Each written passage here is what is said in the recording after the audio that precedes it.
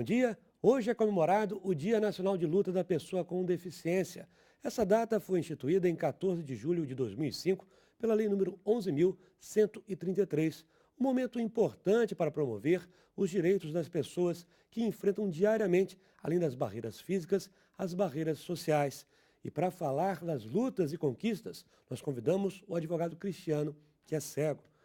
Bom dia, Cristiano, bem-vindo aqui ao Repórter Visual. Como você avalia esse dia? O que nós temos para comemorar nessa data? Bom dia, Maurício. Bom dia, telespectadores. Nós temos que comemorar, sim, uma data de conscientização em que se fala muito sobre as lutas, embora as vitórias ainda sejam poucas, mas é um dia em que a gente reflete e que a gente também tenta expandir essa preocupação para todos os cidadãos, para todos os indivíduos. Na sua área do direito, as conquistas, você considera que elas ainda são pequenas? Precisamos avançar mais em leis para aumentar os direitos e a garantia da inclusão? Olha, nessa área do direito, nós temos um movimento forte aqui no Rio de Janeiro, que já tem, embora seja novo, está completando, né, em 2018, 10 anos, e tem se expandido aí ao longo do nosso estado, também para fora dele.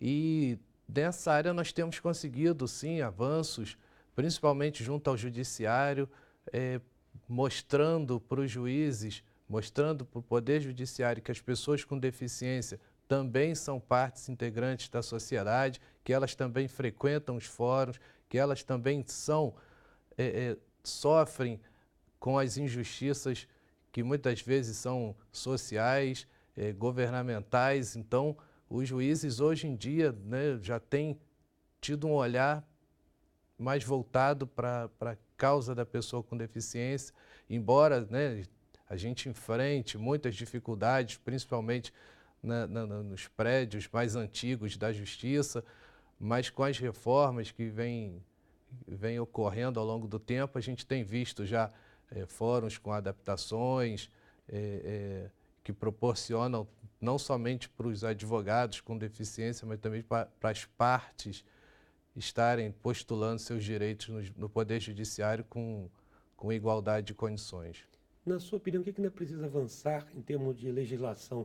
Alguma lei específica ainda pode melhorar essa parte da inclusão, acessibilidade, ou já o que temos já é suficiente? Na verdade, Maurício, nós temos a Lei Brasileira de Inclusão, que é uma lei modelo. É uma lei que é referência para o mundo. O grande problema é cumprir a Lei Brasileira de Inclusão. Temos aí, na teoria, uma lei que garante muitos direitos, mas é como eu sempre digo, a inclusão ela tem que começar dentro de cada um. E a partir desse momento ela vai expandindo para a sociedade. Não adianta a lei garantir, mas o indivíduo ou de repente, os poderes públicos não fazerem valer a letra da lei.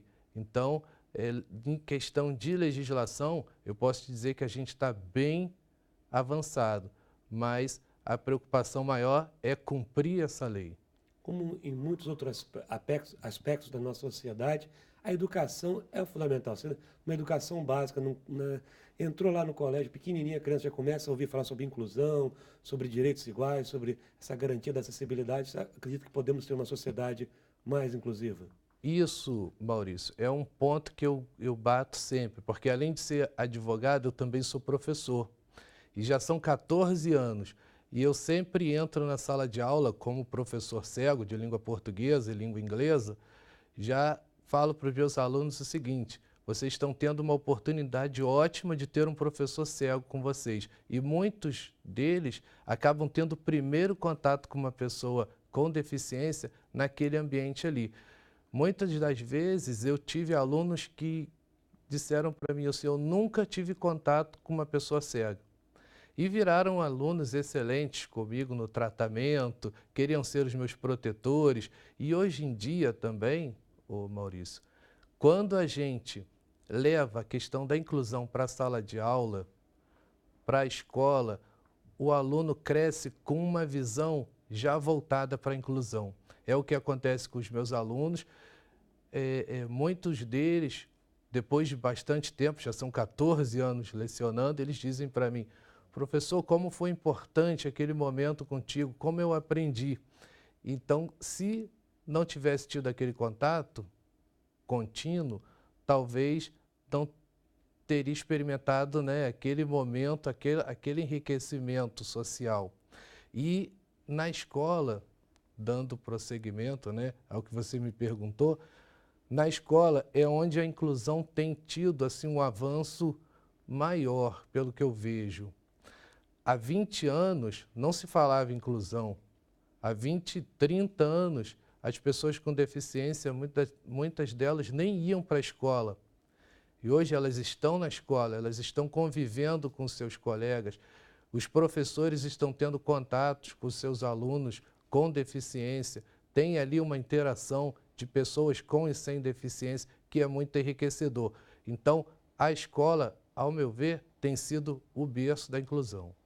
Falando em inclusão, tem um mercado de trabalho. O senhor é advogado, trabalha como professor. O senhor acredita que outras pessoas também estão tendo mais oportunidades ou o mercado, às vezes, fica fechado para quem tem algum tipo de deficiência? O último censo apontou que são cerca de 45 milhões de brasileiros que possuem algum tipo de deficiência. Essa inclusão está mais fácil, apesar de ter uma lei que garante o emprego para os deficientes, né? É outro ponto que a gente briga muito, é uma luta nossa, essa questão da empregabilidade da pessoa com deficiência, pelo seguinte: hoje em dia, a gente tem cego advogado, a gente tem pessoa com deficiências físicas, né, variadas, por exemplo, técnicos de informática ou que têm uma formação específica, mas quando elas vão para conseguir o emprego, elas conseguem emprego de empacotador, elas conseguem um emprego de serviços gerais, não menosprezando essas profissões, mas são profissões que não alcançam a formação que ela teve. Pessoa que estudou, se preparou, poderia estar exercendo uma outra função e não está, né? E aí, muitas das vezes, o que garante a ela esse sucesso profissional é o concurso público, porque na iniciativa privada ainda é muito difícil. Eu, por exemplo, tenho um amigo cego que ele é formado em Direito, tem a sua inscrição na ordem regular, mas ele não conseguiu trabalhar como advogado no emprego que tinha. Ele era preposto, ou seja, ele só representava a empresa. O advogado era outro, era alguém que enxergava. Então a gente tem sim muitas dificuldades, estamos avançando, estamos fiscalizando lá na Comissão de Defesa dos Direitos da Pessoa com Deficiência em São Gonçalo.